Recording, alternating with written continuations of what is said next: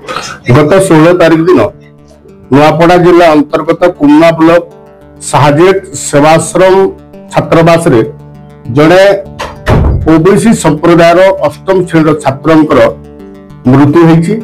से मृत्यु को केंद्र करी जिला प्रशासन उक्त सेवाश्रम प्रधान शिक्षक हॉस्टल सुपरिटेंडेंट एवं मैट्रन को सस्पेंड कर देगिरी तार संपूर्ण कार्य कली बोली कुंभकर्ण निद्राय शोइछि।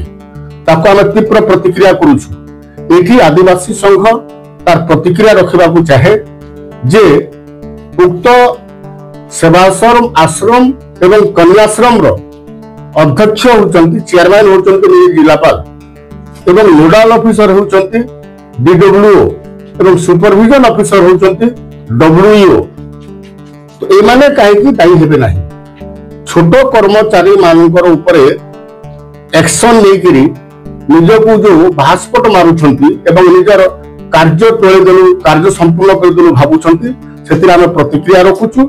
एवं आहुरी मध्ये यदि आमे कहबा को चाहू जे आदिवासी सेवाश्रम छात्रावास रे ओबीसी श्रेणी संप्रदायर छात्र प्रवेश कला केमिति एवं प्रथम रु अष्टम श्रेणी पर्यंत उक्त आदिवासी सेवाश्रम रे से पाठ पढ़ेला केमिति कोनोसी शासन प्रशासन जानी पारिले नाही।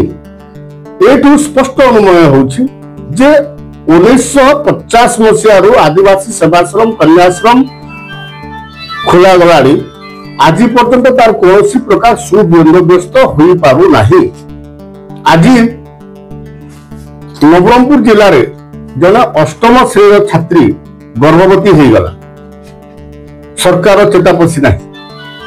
आज सेवाश्रम कन्याश्रम मानकरे ग्रोन झील मान रोचंती तार पर सिक्यूरिटी गार्ड व्यवस्था नहीं, पाचेरी माने हाइट नहीं, खाइबा पाई डाइनिंग हॉल नहीं, तांको स्वास्थ्य व्यवस्था बुझिबा पाई कोनोसी डॉक्टर रो व्यवस्था नहीं कि स्कूल मैनेजमेंट करिबा पाई कोनोसी मैनेजर रो पोस्ट नहीं। ए प्रकार नाही नथिबारे चलीछि आदिवासी सेवाश्रम आश्रम एवं कन्याश्रम गुड़िक। तेणुकरी आम ये प्रतिक्रिया करुछु। आज नुआपड़ा जिले में साहजेट आश्रम रे जो अभावनीय घटना घटीगला से घटना को केंद्र करी छात्र बापा माँ कुमना थाना अभियोग करिसंती। पुलिस तार निरपेक्ष तदंत करी दोषी विरुद्ध कार्यानुष्ठान ग्रहण करू एवं ये सीधा सड़क भाव में आम संस्था आदिवासी संस्थार अध्यक्ष जिलापाल को आम दोषी ठहराऊँ। से तुरंत बदली करा जाऊ एवं एही विभाग जो मंत्री अच्छा आदिवासी हरिजन माइनॉरिटीज एवं ओबीसी संप्रदाय विकास मंत्री अच्छा आम विरोधाभास करुचु। आसंता 30 तारिख दिन व्यापक रूपे रैली हेबो, आदिवासी मेली हेबो, जिलापाल कार्यालय घेराव करा एवं विभागीय आदिवासी हरिजन ओबीसी माइनॉरिटी संप्रदायर मंत्री पुष्पपुष्पलेखा दाह करा एवं उक्त दाबी गुड़िक हासिल माननीय मुख्यमंत्री सरकार को मेमोरेंडम दिया। धन्यवाद।